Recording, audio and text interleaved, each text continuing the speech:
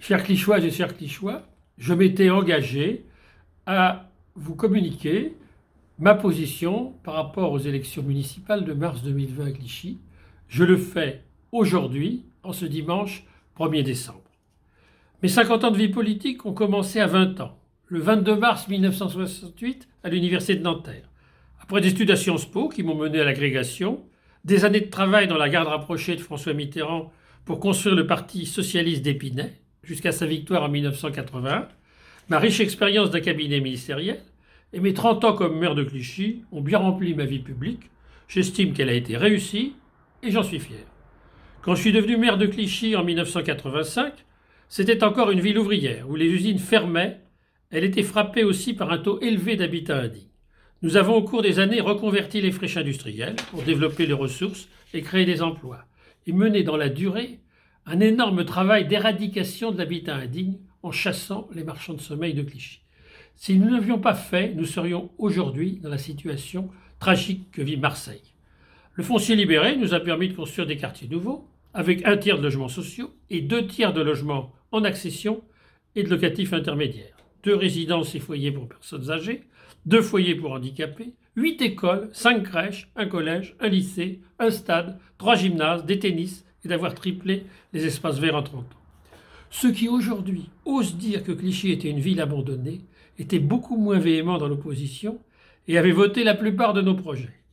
J'ai dû sortir de ma réserve et intervenir sur les réseaux sociaux pour rappeler que mes équipes ne s'étaient pas tourné les pouces pendant toutes ces années et qu'elles pouvaient être fières de ce qu'elles avaient fait, notamment pour la Fondation Roguet, le nouveau conservatoire, le pavillon Vendôme, et pour protéger et préserver le cœur historique de Clichy avec ses copropriétés.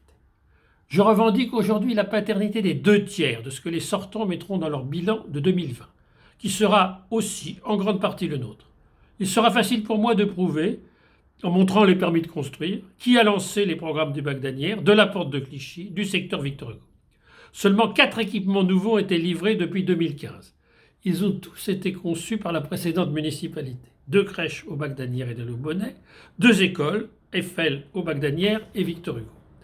Mais je constate qu'1 tiers de leur bilan a consisté à sacrifier des équipements publics, comme 4 maisons de quartier, 4 mairies annexes, 2 crèches, et à brader aux promoteurs des réserves foncières où pouvait être livrée avant 2020 une grande médiathèque avec une salle de concert de 1000 places rue Gabriel-Péry, un grand équipement sportif sur Mozart, un 4e collège à Beaujon, une extension du lycée Offray à Fournier, un petit frère du parc des impressionnistes côté Saint-Ouen, pour surdensifier en logement, des programmes se rajoutant à ceux que j'avais lancés en signant les permis de construire et dans lesquels sont arrivés les nouveaux habitants qui ont depuis 10 ans fait évoluer la sociologie de Clichy vers les classes moyennes sans en chasser les petites gens. Lors de la canicule de cet été, les Clichois ont pris conscience que trop densifié, Clichy risquait de devenir invivable avec le réchauffement climatique, surtout si l'on sacrifiait les arbres comme sur les allées Gambetta. J'étais bien relayé sur Facebook et Twitter par des Clichois, témoins de ce qui se faisait dans notre ville, et je les en remercie. J'ai pris en compte les remarques et critiques qui avaient été exprimées, car avec le recul du temps, je vois certaines choses autrement. Les choix qui ont été faits sont souvent le résultat de compromis, après concertation, et dans des négociations compliquées avec d'autres décideurs. Cette bataille est maintenant gagnée, vu l'acharnement qu'ils mettent à vouloir s'attribuer tout ce que nous avions fait avant eux. Je suis satisfait de voir que les élus et partis d'opposition ont pris le relais et s'appuient sur les marqueurs de la gauche de ce que nous avons construit en commun. Cela me permet maintenant de prendre du recul pour aborder des sujets qui ne tournent plus autour des polémiques du microcosme de la mairie de Clichy. Chaque jour, je rencontre des Clichois qui m'encouragent à postuler pour un nouveau mandat et se disent prêts à s'y engager avec moi.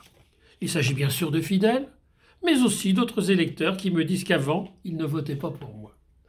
Ils témoignent que le rejet des sortants est fort, à peu près partout dans Clichy, parce qu'on leur reproche de se replier sur la mairie, de fuir tout débat démocratique avec les Clichois et de ne pas venir les écouter dans les quartiers où ils se sentent vraiment oubliés, comme sur Beaujon. Ces électeurs me disent que si je me présentais, j'aurais toutes mes chances de redevenir maire de Clichy. Depuis 1983, j'ai gagné toutes les municipales. Et en juin 2015, je me suis retiré volontairement après une invalidation injuste, parce que ce n'est pas moi qui avais triché. Je l'ai fait de mon plein gré. Personne ne m'a sorti, contrairement à ce que certains osent claironner. Si je me présentais à nouveau en mars prochain, ce serait pour conduire une nouvelle équipe à la victoire, mais je ne l'envisage pas pour 3 raisons.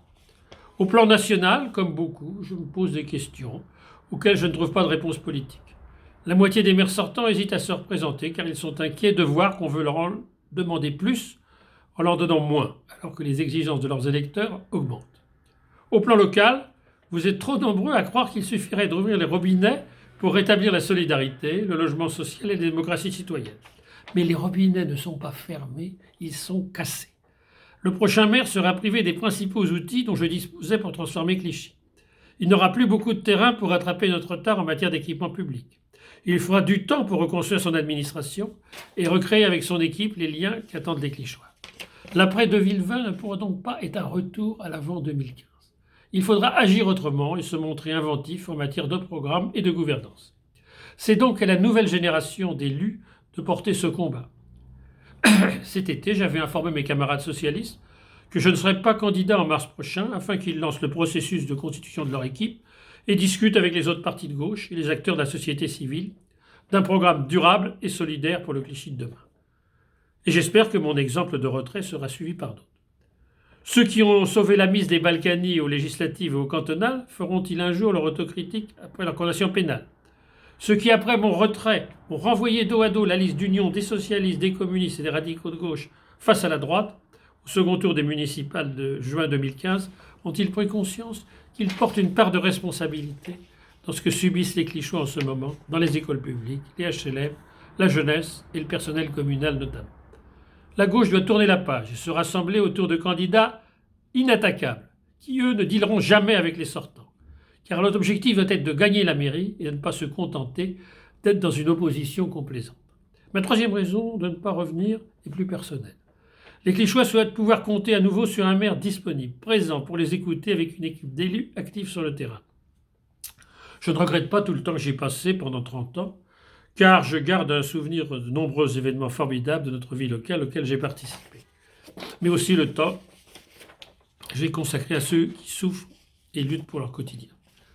Je ne regrette pas les journées bien remplies qui commençaient souvent avant 8 heures du matin, jusqu'à un retour chez moi après 23 heures, et des week-ends denses avec la vie associative, la solidarité, le sport et la culture. Mais je ne suis pas prêt aujourd'hui à revivre à nouveau à un tel rythme qui remettrait en cause ma qualité de vie actuelle au détriment de mes proches et de ma santé. Je ne serai donc pas un acteur de cette campagne. Je laisserai aux candidats de gauche et de la société civile le soin d'animer le débat des municipales face aux sortants. Ils auront sans doute aussi à répondre aux attaques polémiques qui ne manqueront pas venant de ceux qui sont aux abois. Mais je resterai un témoin qui s'exprimera à chaque fois que ce sera utile pour rappeler le travail que nous avons fait et revendiquer la paternité des réalisations que nous avons lancées sur les sujets qui me tiennent à cœur pour l'avenir de Clichy. La moitié des Clichyens ne s'expriment pas sur les réseaux sociaux. Ce sont souvent les mêmes qui s'abstiennent. Mais certains viennent me parler car ils ne savent plus à quel sein se vouer. Je continuerai donc à me faire l'écho de leurs attentes, tout en écoutant la jeunesse, en suivant avec intérêt les créatifs dans tous les domaines, qui sont très actifs sur Internet, avec comme par exemple une écoute particulière pour les rappeurs clichyens. Je laisse les partis de gauche discuter, tout en leur conseillant d'expérience de s'ouvrir à la société civile, aux démocrates, et d'occuper le terrain et le débat d'idées pour rassembler une majorité de Clichyens en mars prochain sur un projet solidaire et durable et élire une nouvelle équipe novatrice dans sa gouvernance, ouverte au débat avec les Clichyens. Je reste à votre écoute. Et le moment venu, j'indiquerai à ceux qui le souhaitent comment ils pourront s'engager pour s'investir dans la campagne électorale pour un vrai changement à la mairie de Clichy en mars 2020. Mais maintenant, je vais continuer à prendre le temps de vivre et de faire ce que j'aime. Merci de m'avoir écouté.